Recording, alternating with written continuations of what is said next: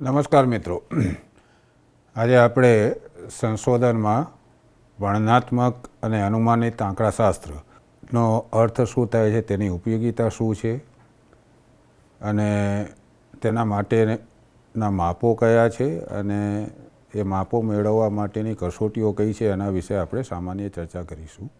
સંશોધનની જ્યારે પણ વાત આવે ત્યારે ડેટા એકત્ર કરવાની વાત આવે ને એનું વિશ્લેષણ કરવાની વાત આવે ને વિશ્લેષણના આધારે આપણે તારણો મેળવીએ છીએ અને તારણોના આધારે આપણે સામાન્યીકરણ કરતા હોઈએ છીએ. જો આપણા સંશોધનમાં વ્યાપ વિશ્વ અને નિદર્શનો સમાવેશ કરવામાં આવ્યો ત્યારે સામાન્યીકરણ કરીએ છીએ. આપણે જાણીએ છીએ કે ડેટા ગુણાત્મક પ્રકારના પણ હોય અને સંખ્યાત્મક પ્રકારના પણ હોય. જ્યાં સંખ્યાત્મક પ્રકારના ડેટા આપણને મળતા હોય, પ્રદત્ત આપણને મળતા હોય, ત્યાં આપણે આંકડાશાસ્ત્રી પદ્ધતિઓનો ઉપયોગ કરીએ છીએ અને પરિણામો મેળવીને ચોક્કસ તારણો પર આવીએ છીએ.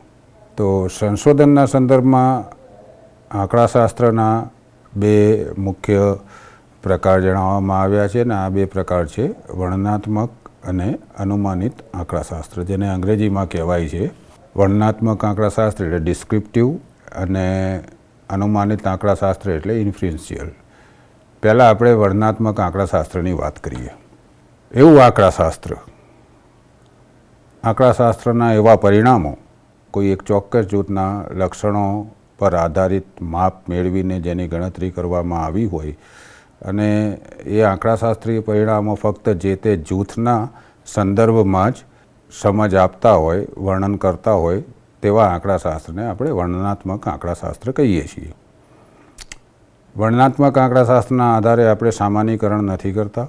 જે તે જૂથના સંદર્ભમાં જ જે તે જૂથના લક્ષણોને સમજવાનો પ્રયત્ન કરીએ છીએ.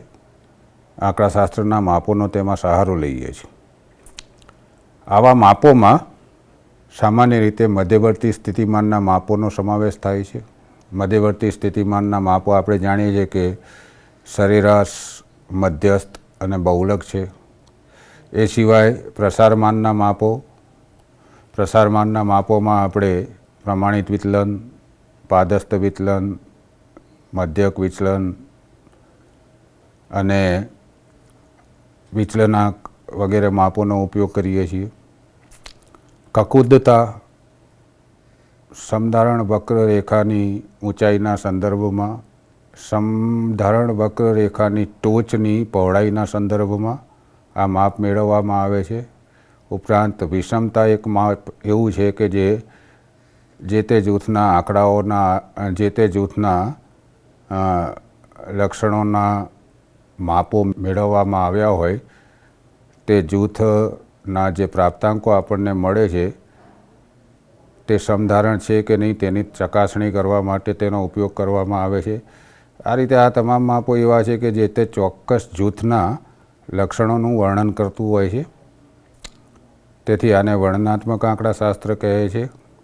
અહીંયા ધ્યાન રહે ફરીથી કે વર્ણનાત્મક આંકડાશાસ્ત્રના આધારે આપણે કોઈ સામાન્યીકરણ કરતા નથી. જેમ કે કોઈ એક વર્ગના વિદ્યાર્થીઓના કોઈ એક વિષયમાં સરેરાશ 80 માર્ક આવ્યા હોય તો આપણે એના આધારે એવું નથી કહેતા કે એ વર્ગના બીજી પરીક્ષામાં પણ સરેરાશ 80 આવશે અથવા એ જે ધોરણનું વર્ગ છે એ ધોરણ કોઈ અન્ય શાળામાં ચાલતું હોય તો ત્યાંના વર્ગના વિદ્યાર્થીઓના પણ સરેરાશ આટલા માર્ક આવી શકશે એવું આપણે નથી કહેતા. એટલે વર્ણનાત્મક આંકડાશાસ્ત્ર જે જૂથના આધારે માપો મેળવવામાં આવ્યા હોય તે જૂથ અંગેનું જ વર્ણન કરે છે. તેના આધારે સામાન્યીકરણ થતું નથી. બીજા પ્રકારનું આંકડાશાસ્ત્ર છે અનુમાનિત આંકડાશાસ્ત્ર, જેને આપણે અંગ્રેજીમાં ઇન્ફરન્શિયલ સ્ટેટિસ્ટિક્સ કહીએ છીએ. આપણે જાણીએ છીએ દોસ્તો કે જ્યારે સંશોધન કરવાનું હોય ને વ્યાપ વિશ્વ ખૂબ મોટું હોય ને આપણે પ્રદત્ત મેળવવાનો હોય, ખાસ કરીને જ્યારે સાંખ્યિક પ્રદત્ત મેળવવાનો હોય ત્યારે મોટા વ્યાપ વિશ્વના બદલે આપણે એક એના પ્રતિનિધિ રૂપ પાત્રોની પસંદગી કરીએ જેને આપણે નિદર્શ કહીએ છીએ, સેમ્પલ કહીએ છીએ અને એની જોડેથી પ્રદત્ત મેળવીને પરિણામો તારવીએ છીએ, ઉત્કલ્પનાની ચકાસણી કરીએ છીએ અથવા સંશોધન પ્રશ્નો ના ઉત્તરો મેળવીએ છીએ ને એના આધારે આપણે સામાન્યકરણ કરીએ છીએ અને કહીએ છીએ કે ભાઈ સમગ્ર વ્યાપ વિશ્વમાં પરિસ્થિતિ જોવા મળે છે. આ રીતે અનુમાન કરીએ છીએ આપણે. અનુમાન કરવા માટે જે આંકડાશાસ્ત્રનો ઉપયોગ થાય છે તેને અનુમાનિત આંકડાશાસ્ત્ર કહે છે. સંશોધનના સંદર્ભમાં અનુમાનિત આંકડાશાસ્ત્રનો ઉપયોગ કરવા માટે અમુક કસોટીઓ વાપરવામાં આવે છે. એ કસોટીઓ આપણે જોઈ લઈએ. એના માપો છે વિશ્વાસ અંતરાલ, ટી કસોટી, વિચરણ પૃથ્થકરણ, સહસંબંધ, નિયત સંબંધ. હવે પહેલું માપ આપેલું છે વિશ્વાસ અંતરાલ. તો વિશ્વાસ અંતરાલ એટલે શું એ આપણે સમજીએ. દોસ્તો, અહીંયા અનુમાન કરવાની વાત કરેલી છે. નિદર્શના માપોના આધારે વ્યાપ વિશ્વ અંગે અનુમાન કરવાની વાત કરેલી છે. નિદર્શના જે પરિણામો મળે છે એવા જ પરિણામો વ્યાપ વિશ્વના સંદર્ભમાં મળશે એવું આપણે જાહેર કરીએ છીએ જ્યારે નિદર્શના આધારે પ્રાપ્તાંકો મેળવીએ છીએ, પ્રદત્ત મેળવીએ છીએ અને પરિણામો મેળવીએ છીએ. એટલે વ્યાપ વિશ્વના સંદર્ભમાં પરિણામોનું સામાન્યીકરણ કરીએ છીએ. એટલે ટૂંકમાં આપણે નિદર્શના માપોના આધારે વ્યાપ વિશ્વના માપોનું અનુમાન કરીએ છીએ. આવું અનુમાન કરવાની બે રીતો છે, એ આપણે જોઈએ. એક છે બિંદુ અનુમાન અને બીજું છે અંતરાલ અનુમાન. હવે આ બે વિશે આપણે વારાફરતી ચર્ચા કરીએ. બિંદુ અનુમાન, જેને આપણે પોઈન્ટ એસ્ટિમેશન કહીએ છીએ. બિંદુ અનુમાન એટલે આપણે એક ઉદાહરણ દ્વારા સમજીએ કે માની લો કે આપણે ધોરણ 8ના વિદ્યાર્થીઓના અનુકૂલનનો અભ્યાસ કરવા માગીએ છીએ અમદાવાદ શહેરના ગુજરાતી માધ્યમના. તો આપણે ગુજરાતી માધ્યમના અમદાવાદ શહેરના ધોરણ 8ના વિદ્યાર્થીઓમાંથી અમુક અભ્યાસપાત્રો પસંદ કરીએ છીએ જેને આપણે નિદર્શ કહીએ છીએ, જેને આપણે સેમ્પલ કહીએ છીએ. હવે આ રીતે જે નિદર્શ પસંદ કરવામાં આવ્યો છે તેમની પાસે આપણે અનુકૂલન સંશોધનિકા ભરાવીએ છીએ અને પ્રાપ્તાંકો મેળવીએ છીએ. ધારી લઈએ કે આ અનુકૂલન સંશોધનિકાનું મૂલ્યાંકન અંતરાલ માપ પદ્ધતિમાં થાય છે અને વિદ્યાર્થીઓને પ્રાપ્તાંક આપવામાં આવે છે. આપણે માની લઈએ કે વિદ્યાર્થીઓના જેટલા પણ વિદ્યાર્થીઓનું આપણે પ્રદત્ત એકત્ર કર્યો છે એ બધાના વિદ્યાર્થીઓના પ્રાપ્તાંકોને આધારે આપણે તેમના અનુકૂલનના પ્રાપ્તાંકોની સરેરાશ 60 મળે છે. અહીંયા યાદ રાખજો કે આપણે સેમ્પલ લીધું છે, નિદર્શ લીધો છે. વ્યાપ વિશ્વ આખા અમદાવાદની ગુજરાતી માધ્યમની શાળાઓના ધોરણ 8ના વિદ્યાર્થીઓ છે. હવે માની લો કે 60 સરેરાશ આવી, નિદર્શ પાસેથી માપ લીધેલું. આ જે માપ મળ્યું છે એ નિદર્શના આધારે મળ્યું છે અને હવે હું અનુમાન કરું છું કે અમદાવાદ શહેરના ગુજરાતી માધ્યમના ધોરણ 8ના તમામ વિદ્યાર્થીઓના અનુકૂલન સંશોધનિકામાં સરેરાશ પ્રાપ્તાંક 60 છે. એટલે આને કહેવાય બિંદુ અનુમાન. એટલે કે નિદર્શના પાત્રો પાસેથી મળેલા પ્રદત્તના આધારે આંકડાશાસ્ત્રીય વિશ્લેષણ કરીને જે પરિણામો મળ્યા છે એવા જ પરિણામો સહેજ પણ ફેરફાર વગર વ્યાપ વિશ્વના સંદર્ભમાં પણ મળશે એવું જ્યારે આપણે અનુમાન કરીએ તો એને કહેવાય બિંદુ અનુમાન, પોઈન્ટ એસ્ટિમેશન. જે પરિણામ નિદર્શમાં મળ્યું છે તે અને તેટલું જ પરિણામ વ્યાપ વિશ્વના સંદર્ભમાં પણ મળશે. જ્યારે આવું કહીએ ત્યારે એને બિંદુ અનુમાન કહીએ છીએ. જો કે આવું શક્ય બને નહીં. આપણે જાણીએ છીએ કે અમદાવાદની ગુજરાતી માધ્યમની શાળાઓમાં ધોરણ 8ના કેટલા વિદ્યાર્થીઓ હશે. માની લો કે મેં અહીંયા નિદર્શ તરીકે 5000 વિદ્યાર્થીઓ પસંદ કર્યા હોય તો 5000 વિદ્યાર્થીઓ જોડેથી જે પ્રદત્ત મળ્યો છે તેના આધારે હું જે કોઈ પણ ગણતરી કરું એવું ને એવું જ સહેજ પણ ફેરફાર વગરનું પરિણામ અમદાવાદ શહેરના તમામ ગુજરાતી માધ્યમની શાળાઓના ધોરણ 8ના વિદ્યાર્થીઓના સંદર્ભમાં પણ મળશે એવું કહેવાય નહીં. પણ આ એક રીત છે કે આ રીતે અનુમાન કરી શકાય. જો કે એ સંભવ નથી. આપણે ખાસ કરીને જ્યારે રિસર્ચની વાત કરતા હોઈએ ત્યારે આવું અનુમાન કરવામાં નથી આવતું. તો રિસર્ચમાં કેવા પ્રકારનું અનુમાન કરવામાં આવે છે તો આપણે એમાં અંતરાલ અનુમાન કરતા હોઈએ છીએ. અંતરાલ અનુમાન એટલે શું? તો કે નિદર્શના પ્રાપ્તાંકોને આધારે જે પરિણામ મળ્યું હોય તે પરિણામથી કેટલું ઓછું કે કેટલું વધારે પરિણામ વ્યાપ વિશ્વના સંદર્ભમાં મળી શકે છે એવું અનુમાન તારવીએ. આપણા ઉદાહરણમાં જોઈએ તો અનુકૂલન સંશોધનિકાના પ્રાપ્તાંકોને આધારે નિદર્શના સરેરાશ પ્રાપ્તાંકો 60 આવ્યા, તો આપણે અનુમાન કરી લીધું કે વ્યાપ વિશ્વમાં પણ આ અનુકૂલન સંશોધનિકા આપીશું તો 60 જ આવશે સરેરાશ. એ બિંદુ અનુમાન હતું, પણ એવું આપણે નથી કરતા, આપણે અંતરાલ અનુમાન કરીએ છીએ. એટલે કે નિદર્શનું જે માપ મળ્યું છે તેના આધારે આપણે નક્કી કરીએ છીએ કે ભાઈ નિદર્શમાં 5000 વિદ્યાર્થીઓના પ્રાપ્તાંકોને આધારે સરેરાશ આટલી મળી, તો વ્યાપ વિશ્વના સંદર્ભમાં આટલું વધારે કે આટલું ઓછું હોઈ શકે. અહીંયા એક સામાન્ય વાત કરું સમજવા માટે કે આપણને 60 સરેરાશ પ્રાપ્તાંક મળ્યા.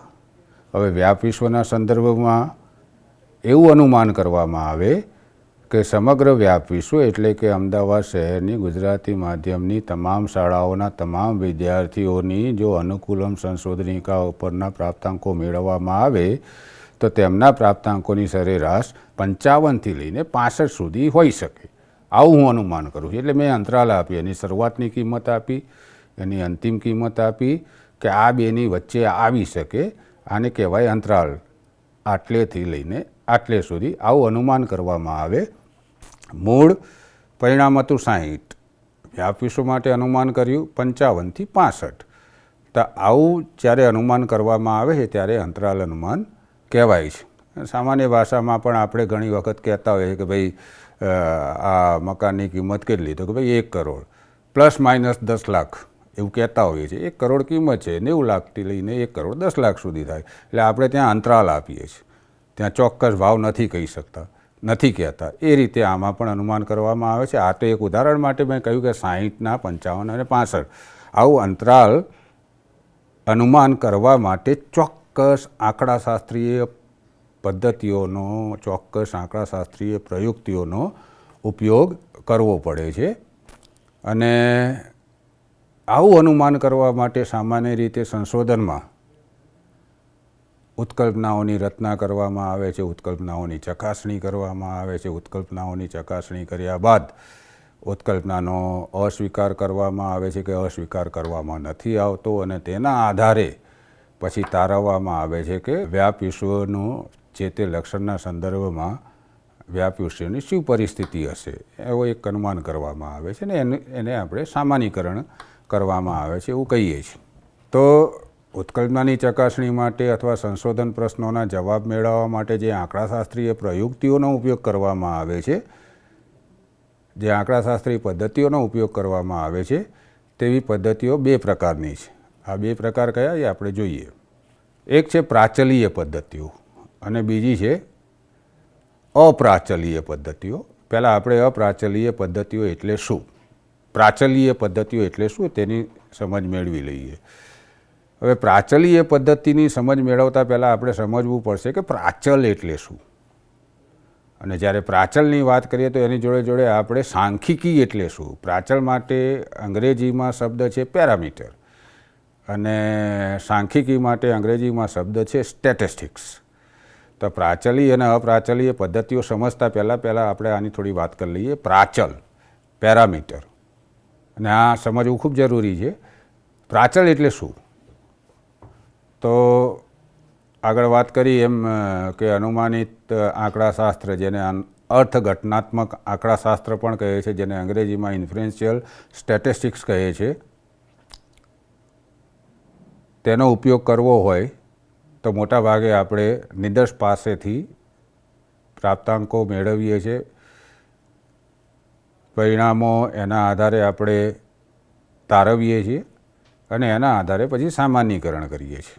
કોઈક એવા સંજોગો પણ બનતા હોય છે કે જ્યાં આગળ વ્યાપ વિશ્વ ખૂબ મોટું ન હોય તો આપણે નિદર્શ પસંદ કરવાના બદલે વ્યાપ વિશ્વના તમામ પાત્રો પાસેથી પ્રદત્ત મેળવીને પછી વિશ્લેષણ કરીએ છીએ. આ પણ થઈ શકે. જો એ સંભાવના હોય, શક્ય હોય તો આપણે આ કરી શકીએ. એટલે આ 2 બાબતોને ધ્યાનમાં રાખીને હવે પ્રાચલને આપણે સમજીએ. પ્રાચલ અને સાંખ્યિકી. પ્રાચલ એટલે એવા આંકડાશાસ્ત્રીય પરિણામો કે જે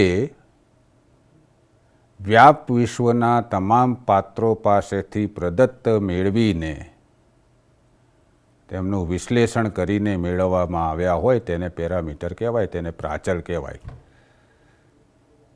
એટલે પ્રાચલ સમગ્ર વ્યાપ વિશ્વનું વર્ણન કરે છે. વ્યાપ વિશ્વના તમામ પાત્રો પાસેથી પ્રદત્ત મેળવીને આવા પરિણામો મેળવવામાં આવે છે, આંકડાશાસ્ત્રીય પરિણામો મેળવવામાં આવે છે, તેને કહેવાય છે પ્રાચલ, જેને અંગ્રેજીમાં કહેવાય છે પેરામીટર. સાંખ્યિકી, બીજો શબ્દ છે સાંખ્યિકી, સ્ટેટિસ્ટિક. જ્યારે વ્યાપ વિશ્વના તમામ પાત્રોને બદલે નિદર્શના પસંદિત પાત્રો પાસેથી, એટલે કે નિદર્શમાં પસંદ થયેલા પાત્રો પાસેથી પ્રદત્ત મેળવીને આંકડાશાસ્ત્રીય વિશ્લેષણ કરીને જે પરિણામો મેળવવામાં આવે તેને કહેવાય છે સાંખ્યિકી, તેને કહેવાય છે સ્ટેટિસ્ટિક્સ. એટલે હવે સમજો કે આપણે જ્યારે અનુમાનિત આંકડાશાસ્ત્રનો ઉપયોગ કરીએ છીએ ત્યારે સાંખ્યિકીને આધારે પ્રાચલ શું આવશે તેનું અનુમાન કરીએ છીએ. સાંખ્યિકીના આધારે પ્રાચલ શું આવશે એનું આપણે અનુમાન કરીએ છીએ. અથવા સાંખ્યિકીમાં જે પરિણામો મળ્યા છે એવા પરિણામો વ્યાપ વિશ્વમાં કેટલા ટકા કિસ્સામાં મળશે તેવો આપણે વિચાર કરીએ છીએ. જેમાં આપણે અર્થઘટનાત્મક આંકડાશાસ્ત્રનો ઉપયોગ કરીએ છીએ.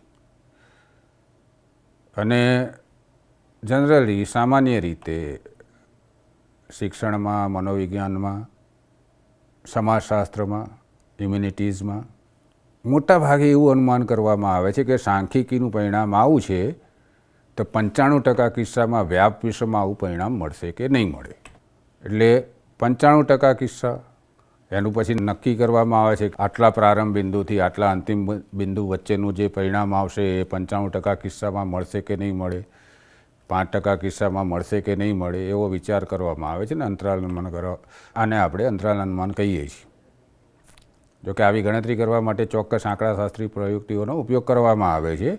તેના વિશે આપણે આંકડાશાસ્ત્રી પદ્ધતિઓનો ઉપયોગ કરવામાં આવે તેના વિશે આપણે વાત કરીશું. તો ફરીથી પ્રાચલ એટલે વ્યાપ વિશ્વના તમામ પાત્રો પાસેથી મેળવેલા પ્રદત્તને આધારે આંકડાશાસ્ત્રી વિશ્લેષણ કરીને મેળવેલા પરિણામો એટલે પ્રાચલ. અને નિદર્શના તમામ પાત્રો પાસેથી નિદર્શના તમામ પાત્રો પાસેથી પ્રાપ્તાંકો મેળવીને આંકડાશાસ્ત્રી ગણતરી કરીને મેળવવામાં આવેલા પરિણામો એટલે સાંખ્યિકી, જેને અંગ્રેજીમાં સ્ટેટિસ્ટિક્સ કહે છે. અને સાંખ્યિકીને આધારે પ્રાચલ વિશેના અનુમાન કરાય છે. તેના માટે ઉત્કલ્પનાની ચકાસણી કરવામાં આવે છે અને એના માટેની 2 કસોટીઓ છે, 2 પ્રકારની પદ્ધતિઓ છે આંકડાશાસ્ત્રીય. એને કહેવાય છે પ્રાચલીય પદ્ધતિ અને બીજી કહેવાય છે અપ્રાચલીય પદ્ધતિ.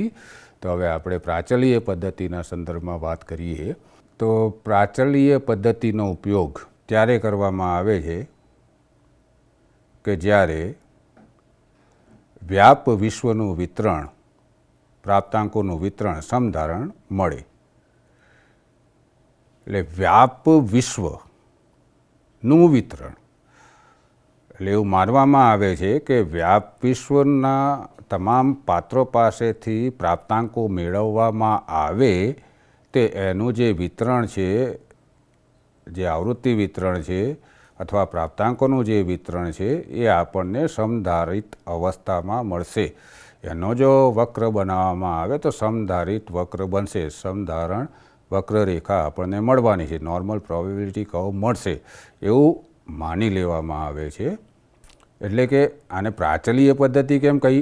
કારણ કે આ જ અગત્યનું છે કે એમાં પ્રાચલ વિશે અનુમાન કરવામાં આવે છે. પ્રાચલને ધ્યાનમાં રાખીને આ ગણતરી કરવામાં આવે છે. એટલે આને પ્રાચલીય પદ્ધતિ કહેવાય છે. પછી તમે પ્રદત્ત વ્યાપ વિશ્વ પાસેથી મેળવી હોય કે નિદર્શ પાસેથી મેળવી હોય, આપણે જાણીએ છીએ કે મોટાભાગના સંશોધનો નિદર્શ પાસેથી માહિતી મેળવીને કરવામાં આવતા હોય છે અને તેનું પરિણામોનું સામાન્યીકરણ વ્યાપ વિશ્વ ઉપર કરવામાં આવે છે. એટલે અહીંયા સમજવાનું અગત્યનું એ છે કે પ્રાચલીય પદ્ધતિ કેમ કહે છે? કારણ કે અહીંયા માની લેવામાં આવે છે કે પ્રાચલ એટલે કે વ્યાપ વિશ્વ પાસેથી પ્રદત્ત મેળવીએ તેના જે પ્રાપ્તાંકો છે તેના આધારે સમધારણ વિતરણ મળશે. એટલે પ્રાચલીય પદ્ધતિની આ પાયાની શરત છે કે વ્યાપ વિશ્વ સમધારિત રીતે વિતરિત થયેલું હશે. શાના સંદર્ભમાં? તો જે લક્ષણનું માપન કરીએ છીએ તે લક્ષણના સંદર્ભમાં વ્યાપ વિશ્વ સમધારિત રીતે વિતરિત થયેલું હોવું જોઈએ. આવી માન્યતાના આધારે પ્રાચલીય પદ્ધતિનો અમલ કરવામાં આવે છે, અથવા તો માન્યતાના બદલે આપણે કહીએ કે આ પાયાની શરત છે કે વ્યાપ વિશ્વનું વિતરણ સમધારિત હોવું જોઈએ.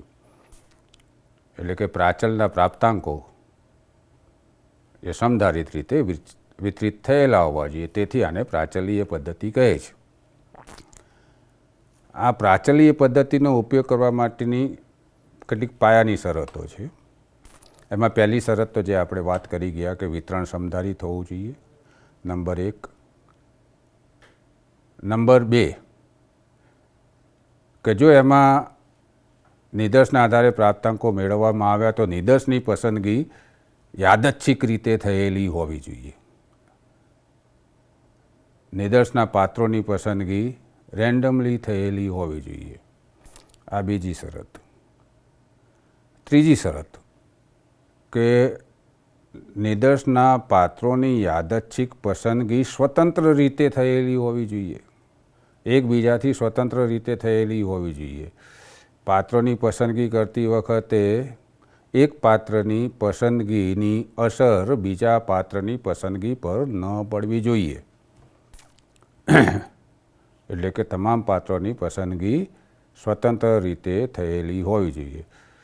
ઘણી વખત એવું બનતું હોય છે કે સંભાવ્ય નિદર્શન પદ્ધતિમાં એક પદ્ધતિ છે યોજનાબદ્ધ પદ્ધતિ, જેને અંગ્રેજીમાં સિસ્ટેમેટિક સેમ્પલિંગ પદ્ધતિ કહે છે, કહેવાય છે સંભાવ્ય નિદર્શન પદ્ધતિ. પણ એમાં પાત્રોની પસંદગી કરવા માટે વ્યાપ વિશ્વને નાના નાના જૂથમાં વહેંચવામાં આવે છે અને પહેલા જૂથમાંથી એક પાત્રની પસંદગી યાદચ્છિક રીતે થાય છે અને બાકીના તમામ પાત્રોની પસંદગી જુદા જુદા જૂથમાંથી પહેલા જૂથમાંથી પસંદ થયેલ પાત્રના આધારે થાય છે. દાખલા તરીકે પહેલા જૂથમાં આપણે 10-10ના એવા માની લો કે 100 જૂથ બનાવ્યા છે. વ્યાપ વિશ્વ માની લો 1000 જૂથનું 1000 પાત્રોનું છે. આપણે 10-10ના 100 જૂથ બનાવ્યા છે. 1000 પાત્રો છે, એમાંથી મારે 100 પસંદ કરવા છે. તો 10-10ના 100 જૂથ બનાવ્યા છે, 1000 પાત્રો છે. તો પહેલા જૂથમાંથી, પહેલા 10 પાત્રોના જૂથમાંથી માની લો કે હું યાદચ્છિક રીતે ચિઠ્ઠી ઉપાડ પ્રયુક્તિથી કે કોઈ અન્ય પ્રયુક્તિથી કોઈ એક પાત્રની પસંદગી કરું છું અને એ પાત્રનો નંબર આવે છે 9. તો બીજા જૂથમાંથી 19મો લઈશ હું, ત્રીજા જૂથમાંથી 29મો લઈશ, ચોથા જૂથમાંથી 49મો લઈશ. આ રીતે છેલ્લા જૂથમાંથી હું 999 નંબરવાળું પાત્ર પસંદ કરીશ ને આ રીતે મને 100 પાત્રો મળશે. અહીંયા ખાલી પહેલા પાત્રની પસંદગી યાદચ્છિક રીતે થાય છે, બાકી તમામની પસંદગીનો આધાર પહેલા પાત્રની પસંદગી પર રહે છે. એટલે આમાં એ જે બીજી શરત મૂકી છે ત્રીજી કે તમામ પાત્રોની પસંદગી યાદચ્છિક રીતે થયેલી હોવી જોઈએ, પણ સાથે સાથે તમામ પાત્રોની યાદચ્છિક પસંદગી સ્વતંત્ર રીતે થયેલી હોવી જોઈએ. એક બીજી અગત્યની કન્ડિશન છે પ્રાચલીય પદ્ધતિઓનો આંકડાશાસ્ત્રીય વિશ્લેષણ કરવા માટે ઉપયોગ કરવા માટેની શરતોમાં એક આગળની શરત છે.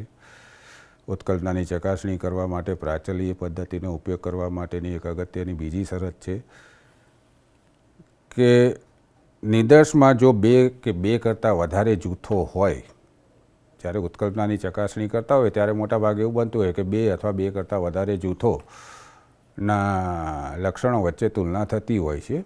એટલે આમાં એક કન્ડિશન અગત્યની એવી છે કે જો 2 કે 2 કરતાં વધારે જૂથો ધરાવતું નિદર્શ હોય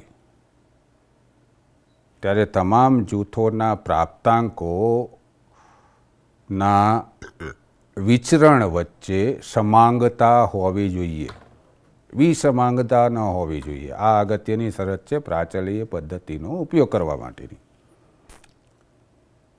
વિચરણ વચ્ચે સમાંગતા હોવી જોઈએ, એટલે કે વિચરણો વચ્ચે સાર્થક તફાવત ન હોવો જોઈએ. અમુક પુસ્તકોમાં જણાવ્યું નથી, પણ બીજી એક અગત્યની શરત છે કે જો આપણે નિદર્શના આધારે પ્રાચલીય પદ્ધતિઓનો ઉપયોગ કરીને અનુમાન કરવા માગતા હોઈએ, સામાન્યકરણ કરવા માગતા હોઈએ, તેમાં એક એવી પાયાની શરત મૂકેલી છે કે વ્યાપ વિશ્વનું પ્રમાણ વિચલન અજ્ઞાત હોવું જોઈએ, અનનોન હોવું જોઈએ. સ્વાભાવિક છે કે જ્યારે આપણે નિદર્શના આધારે ઉત્કલ્પનાની ચકાસણી કરતા હોઈએ ત્યારે સ્વાભાવિક છે કે વ્યાપ વિશ્વનું પ્રમાણ વિચલન નહીં જ મળે. પણ વ્યાપ વિશ્વના સંદર્ભમાં પેલું સમધારણ વિતરણ હોવું જોઈએ તો અગત્યનું છે, એ આપણે ધ્યાનમાં રાખવાનું છે. પછી એક અગત્યની શરત, આમ તો એ શરત આપણે ન મૂકીએ તો ચાલે, કારણ કે એવી શરત ઘણી પુસ્તકોમાં દર્શાવવામાં આવી છે કે પ્રાચલીય પદ્ધતિનો ઉપયોગ કરવા માટેની એક આ શરત પણ છે. એ શરત એવું કહે છે કે જે કોઈ પણ પ્રાપ્તાંકો નિદર્શ પાસેથી મેળવવામાં આવ્યા હોય તે પ્રાપ્તાંકો અંતરાલ અથવા ગુણોત્તર માપ પદ્ધતિમાં મેળવેલા હોવા જોઈએ. એટલે કે ઇન્ટરવલ અથવા તો રેશિયો સ્કેલમાં મેળવેલા હોવા જોઈએ. આવી શરતો લખાય છે, લખી શકાય, કોઈ પ્રોબ્લેમ નથી. પણ જ્યારે આપણે વાત કરતા હોઈએ કે વિચરણ વચ્ચે સમાનતા ના હોય એની તપાસ કરવી હોય તો આપણે પ્રમાણ વિચલન તો શોધવું પડે. અને પ્રમાણ વિચલન ત્યારે શોધાય કે જ્યારે આપણી જોડે જે પ્રદત્ત છે એ અંતરાલ અથવા ગુણોત્તર માપ પદ્ધતિમાં મળેલો હોય. એટલે આ એ ઇમ્પ્લાઇડ જ છે ત્યાં આગળ કે ભાઈ જ્યારે વિચરણની સમાનતાની શરત મૂકી છે ત્યારે આપણે માની જ લેવું પડે કે વિચરણ સમાન નથી, એટલે કે પ્રમાણ વિચલન મળે છે તો જ વિચરણ વિશે આપણે વિચારી શકીએ અને તો જ આપણે વિચરણની સમાનતા અંગે વિચાર કરી શકાય. એટલે પ્રમાણ વિચલન ત્યારે શોધાય કે જ્યારે અંતરાલ અથવા તો ગુણોત્તર માપ પદ્ધતિમાં માપ મેળવેલા હોય. તો આ છે પ્રાચલીય પદ્ધતિઓ. જેટલી પણ પાયાની શરતોની વાત કરી એમાંથી કોઈ એક પણ શરત પૂર્ણ ન થતી હોય તો આપણે પ્રાચલીય આંકડાશાસ્ત્રીય પ્રયુક્તિનો ઉપયોગ ન કરી શકાય. જ્યારે કોઈ પણ એક શરત પૂર્ણ ન થતી હોય તો આપણે શું કરવું? તો પછી ઉત્કલ્પનાની ચકાસણી કરવા માટે અને ચોક્કસ તારણો પર આવવા માટે આપણે અપ્રાચલીય કસોટીઓનો, અપ્રાચલીય પદ્ધતિઓનો ઉપયોગ કરવો પડે. હવે અપ્રાચલીય પદ્ધતિઓ એટલે શું એના વિશે વાત કરતાં પહેલાં આપણે પ્રાચલીય પદ્ધતિઓ કઈ કઈ છે, આંકડાશાસ્ત્રી કસોટીઓ કઈ છે તે આપણે જોઈ લઈએ. સ્ક્રીન પર છે ટી કસોટી, એ પ્રાચલીય પદ્ધતિ છે, પ્રાચલીય આંકડાશાસ્ત્રીય પદ્ધતિ છે, પ્રાચલીય કસોટી છે. વિચરણ, પૃથક્કરણ, રૈખિક નિયત સંબંધ, પછી સવિચરણ પૃથક્કરણ, આ બધી પ્રાચલીય પદ્ધતિઓ છે. હવે આપણે વાત કરીશું અપ્રાચલીય પદ્ધતિઓની. દોસ્તો, પ્રાચલીય પદ્ધતિઓનો ઉપયોગ કરવો હોય તો એના આધારે વિશ્લેષણ કરવું હોય તો પેલી જે આપણે શરતોની વાત કરીએ, શરતો પૂર્ણ થવી જોઈએ. તેમાંની એક પણ શરત પૂર્ણ ન થાય તો પ્રાચલીય પદ્ધતિ દ્વારા આપણે ઉત્કલ્પનાની ચકાસણી કરી શકતા નથી. તેમ છતાં પણ સંશોધન કર્યું છે એટલે ચોક્કસ પરિણામો પર આવવું છે અને ઉત્કલ્પનાની ચકાસણી કરવાની છે, સંશોધન પ્રશ્નોના ઉત્તરો મેળવવાના છે અને પ્રદત્ત આપણો આંકડાકીય છે, સાંખ્યિક છે, તો શું? તો પછી એના માટે અપ્રાચલીય પદ્ધતિઓ છે. અપ્રાચલીય પદ્ધતિઓ એટલે શું? તો અપ્રાચલીય પદ્ધતિઓ એટલે એવી પદ્ધતિઓ કે જેનો અમલ કરવા માટે, જેનો ઉપયોગ કરવા માટે ખૂબ જ ઓછી શરતો છે અથવા તો નહીવત શરતો છે. એમાંય ખાસ કરીને જે આપણે છેલ્લે વાત કરી પ્રાચલીયમાં કે માપ અંતરાલ અથવા ગુણોત્તરમાં મેળવવામાં આવ્યા હોય, એ કન્ડિશન જો પૂરી ન થાય તો પ્રાચલીય તો વાપરી જ ન શકાય. એટલે આમાં પણ શરતો છે પણ ખૂબ ઓછી શરતો છે અપ્રાચલીયમાં. એટલે એમાં કહી શકીએ ખૂબ ઓછી શરતો એટલે શું? તો જો પ્રદત્ત આપણને અંતરાલ કે ગુણોત્તર માપમાં મળ્યું હોય તો તે પ્રદત્તનો મૂળ સ્વરૂપે ઉપયોગ કરીને અપ્રાચલીય પદ્ધતિઓનો અમલ નથી કરી શકાતો. ટૂંકમાં કહેવું હોય તો કહી શકીએ કે જો પ્રદત્ત નામલક્ષી, જેને ઓળખ અંક પદ્ધતિ કહે છે, ઓળખ અંક માપ કહે છે, અથવા ક્રમાંક માપ પદ્ધતિમાં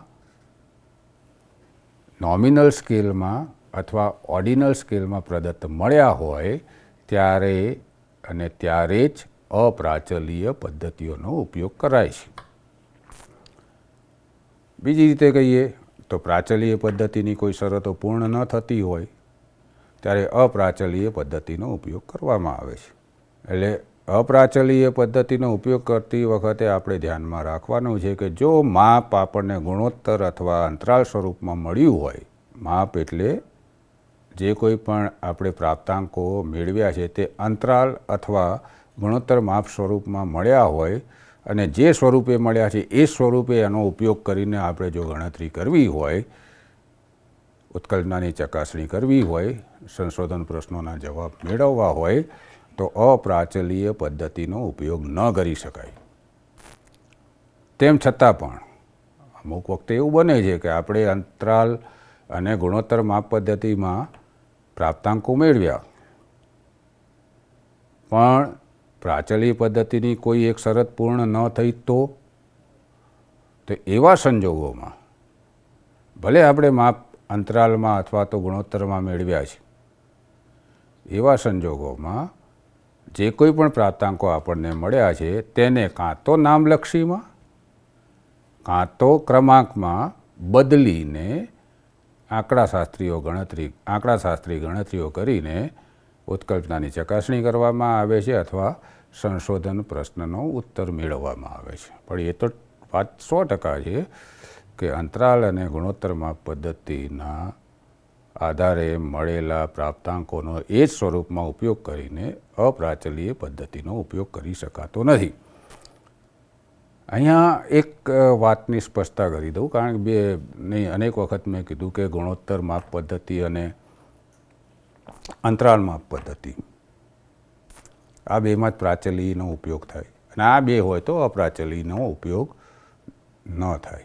અહીંયા એક વસ્તુ દોસ્તો ધ્યાન રાખજો કે જે માપન કક્ષાઓ છે, જેને આપણે માપન પદ્ધતિ પણ કહીએ છીએ સંશોધનના સંદર્ભમાં, એવી 4 છે: નોમિનલ, ઓર્ડિનલ, ઇન્ટરવલ અને રેશિયો. નામલક્ષી કે જેને બીજું ઓળખાંક પણ કહે છે, પછી ક્રમાંક એટલે કે ઓર્ડિનલ, પછી અંતરાલ એટલે કે ઇન્ટરવલ અને ગુણોત્તર એટલે કે રેશિયો. તો આ 4માંથી એક ગુણોત્તર માપ પદ્ધતિ એવી છે કે જેનો ઉપયોગ મનોવિજ્ઞાન, શિક્ષણ, સામાજિક વિજ્ઞાનો અને હ્યુમેનિટીઝમાં થતા સંશોધનોમાં કરવામાં આવતો નથી. ગુણોત્તર માપ પદ્ધતિનો ઉપયોગ બેઝિક સાયન્સમાં, ખાસ કરીને ફિઝિક્સમાં કરવામાં આવે છે. પણ જ્યારે આપણે શરતની વાત કરતા હોઈએ તો આ બંનેના આધારે આવી ગણતરીઓ થઈ શકે કે ન થઈ શકે, એના માટે એનો વારંવાર મેં અહીંયા ઉલ્લેખ કર્યો છે. તો આવી છે અપ્રાચલીય પદ્ધતિઓ. તેમાં કોઈ ખૂબ ઝાઝી પૂર્વધારણાઓ નથી, કોઈ પ્રાચલીય પદ્ધતિઓ જેટલી અનેક શરતો પણ નથી. સામાન્ય શરત છે ખાલી કે નોમિનલ અથવા તો ઓર્ડિનલમાં માપ મળવું જોઈએ, અથવા નોમિનલ અને ઓર્ડિનલ એટલે કે નામલક્ષીમાં અને ક્રમાંકમાં માપ ન મળ્યું હોય તો જે કોઈ પણ પ્રદત્ત આપણને મળ્યો હોય તેને આ બેમાં બદલીને કન્વર્ટ કરીને આપણે અપ્રાચલીનો ઉપયોગ કરી શકીએ. આવી અપ્રાચલીય પદ્ધતિઓ કઈ છે? ઘણી બધી છે. આપણે જોઈએ એના નામ. તો એક કાયવક કસોટી આપણા સંશોધનોમાં ખૂબ મોટા પાયે વપરાય છે. અને કાયવક કસોટીનો ઉપયોગ જ્યારે નામલક્ષી એટલે કે નોમિનલ સ્કેલમાં પ્રાપ્તાંકો મળ્યા હોય અથવા તો પ્રદત્ત મળ્યું હોય ત્યારે થાય છે. એટલે કાયવક કસોટી છે નોન પેરામેટ્રિકમાં. અપ્રાચલીય પદ્ધતિમાં મધ્યસ્થ કસોટી છે અપ્રાચલીયમાં. મધ્યસ્થ કસોટીમાં તો જે કોઈ પણ પ્રાપ્તાંકો મળ્યા હોય એ પ્રાપ્તાંકોના આધારે પ્રાથમિક ગણતરી કર્યા પછી પ્રાપ્તાંકોને નોમિનલમાં ફેરવવામાં આવે છે અને પછી મધ્યસ્થ કસોટીનો ઉપયોગ કરાય છે. એટલે એ પણ અપ્રાચલીય પદ્ધતિ છે. ચિહ્ન કસોટીમાં પણ એવું છે. પ્રાપ્તાંક ભલે અંતરાલ માપમાં મેળવવામાં આવ્યા હોય પણ ચિહ્ન કસોટીનો ઉપયોગ કરવો હોય તો આપણે એને નોમિનલમાં બદલવા પડે અને બદલવામાં આવે છે. દ્વિપદી વિતરણ, બાયનોમિયલ ડિસ્ટ્રીબ્યુશન ટેસ્ટ, દ્વિપદી વિતરણના આધારે જ પાસ્કલનો ત્રિકોણ તૈયાર કરવામાં આવ્યો છે. એના પછી ફિશરની નિશ્ચિત સંભાવના કસોટી, ફિશર્સ એક્ઝેક્ટ પ્રોબેબિલિટી ટેસ્ટ, એના પછી જે મેન વિટની યુ ટેસ્ટ, અને એના પછી જે એક વિલ્કોસન ચિહ્ન ક્રમાંક કસોટી અને ક્રુસ્કલ વાલિસ કસોટી. દોસ્તો, આજે જેટલી પણ કસોટીઓના નામ અહીંયા આપ્યા છે, ફ્રીડમેન કસોટી એક છે, એ તમામ કસોટીઓનો ઉપયોગ સંશોધનમાં અપ્રાચલીય પદ્ધતિ તરીકે કરી શકાય છે.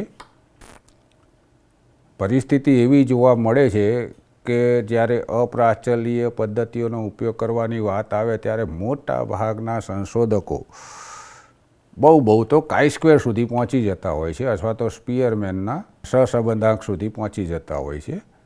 કોક સંજોગોમાં બિંદુ દ્વિશ્રેણિક કે દ્વિશ્રેણિક સહસંબંધનો ઉપયોગ કરવામાં આવે છે. બાકી અપ્રાચલીય પદ્ધતિનો ઉપયોગ ખૂબ ઓછો જોવા મળે છે. આપણે કરવો જોઈએ. જ્યારે પ્રાચલીય પદ્ધતિનો ઉપયોગ કરવો શક્ય ન હોય ત્યારે આપણે અપ્રાચલીય પદ્ધતિનો ઉપયોગ કરવો જોઈએ. માની લો કે આપણે નક્કી કર્યું છે કે ટી કસોટીનો ઉપયોગ કરીશું કે એનોવાનો ઉપયોગ કરીશું, એવું માનીને આપણે આપણી પ્રપોઝલ તૈયાર કરી દીધી છે, આપણો સંશોધન પ્રસ્તાવ તૈયાર કરી દીધો છે, આપણે પદાર્થ મેળવી લીધા છે, ડેટા મેળવી લીધા છે, અને આપણે ઉત્કલ્પનાઓની રચના કરી દીધી છે. અને પછી ડેટા આવ્યા પછી ખબર પડે છે કે ભાઈ આમાં તો જે આપણને ડેટા ઇન્ટરવલ સ્કેલમાં મળ્યો છે એ ડેટાના આધારે પ્રાચલીય કસોટી માટેની જે અમુક કન્ડિશન છે, અમુક પૂર્વધારણાઓ છે, એ સંતોષાતી નથી. તો હવે કરવું શું? તો લોકો મૂંઝાતા હોય છે. તો આમ મૂંઝાવાની જરૂર નથી. ભલે આપણે ઇન્ટરવલમાં ડેટા મેળવ્યા હોય, ભલે આપણે ઉત્કલ્પનાઓ ટી કસોટી માટે કે એનોવા માટે કરી હોય, અને જો આપણી શરતો પૂર્ણ ન થતી હોય અને એવું છેલ્લે નક્કી થતું હોય કે પ્રાચલીય પદ્ધતિનો ઉપયોગ નહીં કરી શકાય, તો અપ્રાચલીય પદ્ધતિમાં એના સરસ વિકલ્પો છે. જેમ કે પ્રાચલીય પદ્ધતિમાં ટી કસોટી છે.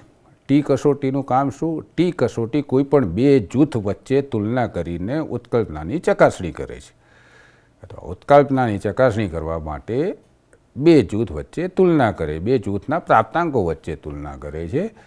પ્રાચલીય પદ્ધતિમાં ખૂબ વપરાતી કસોટી છે. પણ હવે માની લો કે આપણા જે પ્રદત્ત મળ્યા છે એ પ્રાચલીયને અનુરૂપ નથી મળ્યા, તો અપ્રાચલીય પદ્ધતિમાં મેન વિટની યુ કસોટી છે, જેને અપ્રાચલીય પદ્ધતિઓમાં પ્રાચલીય પદ્ધતિનો શ્રેષ્ઠ વિકલ્પ માનવામાં આવે છે.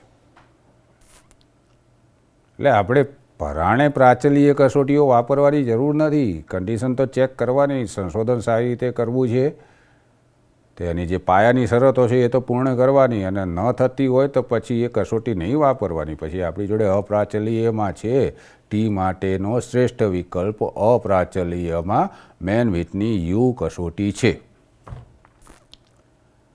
તે જ રીતે એનોવા વિચરણ પૃથ્થકરણ માટે આપણે ઉત્કલ્પનાઓની રચના કરી. પ્રપોઝલમાં એનોવાનો ઉપયોગ કરવા અંગે આપણે નોંધ કરી છે. પ્રદત્ત મેળવવામાં આવે છે. સંશોધનના હેતુઓના આધારે આપણે જે ઉત્કલ્પનાઓની રચના કરી છે તેમાં આપણે માન્યું છે કે પ્રાચલીય પદ્ધતિનો ઉપયોગ કરીશું, સમધારિત વિતરણ મળશે ને બધી શરતો પૂર્ણ થઈ જશે, એવું માનીને આપણે બધું કામ કર્યું. પછી ડેટા લીધા અને પછી ખબર પડી કે ભાઈ પ્રાચલીય પદ્ધતિ માટેની આ શરતો પૂર્ણ નથી થતી. તો હવે શું કરવું? તો મૂંઝાવાની જરૂર નથી. જો પ્રપોઝલમાં પ્રદત્ત વિશ્લેષણ માટે એનોવાને ધ્યાનમાં રાખીને ઉત્કલ્પનાની ચકાસણી કરી હોય, વિતરણ પૃથ્થકરણને ધ્યાનમાં રાખીને ઉત્કલ્પનાની રચના કરી હોય અને ડેટા એવો ન મળે, તો મૂંઝાવાની જરૂર નથી. અપ્રાચલીય પદ્ધતિમાં એનો શ્રેષ્ઠ વિકલ્પ ક્રુસ્કલ વાલિસ કસોટીને માનવામાં આવે છે. એટલે એક સંશોધક તરીકે આપણે આ સમજવું જોઈએ કે પરાણે આપણે પ્રાચલીય પદ્ધતિઓનો આંકડાશાસ્ત્રીય વિશ્લેષણ માટે ઉપયોગ કરવો જોઈએ નહીં. એટલે આ રીતે આપણે જોઈ લીધી આટલી કસોટીઓ છે. એના પછી આપણે ખૂબ ઝડપથી વાત કરી લઈએ, કારણ કે આગળ મેં વાત કરેલી કે આ પ્રકારની માપન કક્ષા હોય, આ પ્રકારના માપ હોય, આ પ્રકારની માપ પદ્ધતિમાં પ્રદત્ત મેળવવામાં આવ્યા હોય તો આનો ઉપયોગ થાય કે આનો થાય. તો એવા 4 પ્રકારના માપો છે જેને સ્કેલ્સ ઓફ મેજરમેન્ટ કહે છે. આપણે નામ તો આગળ લઈ લીધા, તેમ છતાં સ્ક્રીન પર જોઈ લઈએ. ઓળખ અથવા તો નામલક્ષી માપન જેને નોમિનલ સ્કેલ કહે છે, ક્રમાંક માપન જેને ઓર્ડિનલ સ્કેલ કહે છે, અંતરાલ માપન જેને ઇન્ટરવલ સ્કેલ કહે છે અને ગુણોત્તર માપન જેને રેશિયો સ્કેલ કહે છે. એમાંથી ધ્યાન રાખીએ કે ઓળખ માપ પદ્ધતિ અને નામલક્ષી માપ પદ્ધતિ એટલે કે પહેલી માપ પદ્ધતિ નોમિનલ સ્કેલ અને બીજી માપ પદ્ધતિ ક્રમાંક એટલે કે ઓર્ડિનલ સ્કેલ, આ 2 પ્રકારના માપ લીધેલા હોય તો અને તો જ અપ્રાચલીય પદ્ધતિનો ઉપયોગ કરાય. પેલા 2 માપો મેળવ્યા હોય અને અપ્રાચલીનો ઉપયોગ આગળ વાત કરીએ એ પ્રમાણે કે ભાઈ આપણે માપ તો લઈ લીધા અંતરાલમાં પણ હવે શરતો નથી સંતોષાતી, હવે મારે અપ્રાચલીયનો ઉપયોગ કરવો છે. તો આપણી જોડે એના માર્ગ છે કે જે અંતરાલ માપ પદ્ધતિના જે પ્રાપ્તાંકો મેળવવામાં આવ્યા છે તેને આપણે ક્રમાંકમાં અથવા તો નામલક્ષીમાં ફેરવી શકીએ છીએ ને એ રીતે એનું કન્વર્ઝન કરીને એમને ફેરવીને આપણે અપ્રાચલીનો ઉપયોગ કરી શકીએ છીએ. પ્રાચલીનો ઉપયોગ કરવો હોય તો છેલ્લા 2 પ્રકારનું માપ પદ્ધતિ અથવા તો માપન કક્ષામાં મેળવેલા માપ હોય તો જ ઉપયોગ થાય અને એ 2 માપ આપણે કીધા અંતરાલ, ઇન્ટરવલ અને રેશિયો. તો દોસ્તો આ રીતે આજે આપણે અનુમાનિત અને વર્ણનાત્મક આંકડાશાસ્ત્રના સંદર્ભમાં ચર્ચા કરી છે. આમ તો આપણે માપન કક્ષાઓના સંદર્ભમાં વાત કરીએ તો ખૂબ ચર્ચા કરી શકાય એમ છે, પણ આપણે દોસ્તો એક વસ્તુ ધ્યાન રાખજો કે જ્યારે રિસર્ચ કરતા હોઈએ, સંશોધન કરતા હોઈએ ને જ્યાં આંકડાશાસ્ત્રીય પ્રયુક્તિઓ પદ્ધતિઓનો ઉપયોગ કરવાનો હોય તો કઈ પદ્ધતિ, કઈ આંકડાશાસ્ત્રીય પ્રયુક્તિનો ઉપયોગ કરવો, પ્રાચલીનો કરવો કે અપ્રાચલીનો કરવો એનો નિર્ણય લેવા માટે આપણી પાસે આ 4 પ્રકારના માપન કક્ષાની સંપૂર્ણ સમજ હોવી જોઈએ. એટલે રિસર્ચના ક્ષેત્રમાં જોડાયેલા વિદ્યાર્થીઓને મારી એક નમ્ર વિનંતી છે કે આંકડાશાસ્ત્રીય ગણતરીઓ કરતાં પહેલાં અથવા આંકડાશાસ્ત્રીય પદ્ધતિની પસંદગી કરતાં પહેલાં તમારો પ્રદત્ત આ 4માંથી કયા પ્રકારની માપન કક્ષામાં આવે છે એ નક્કી કરીને જ પછી નિર્ણય લેવો. દોસ્તો હવે આપણે અહીંયા અટકીએ છીએ. ધન્યવાદ.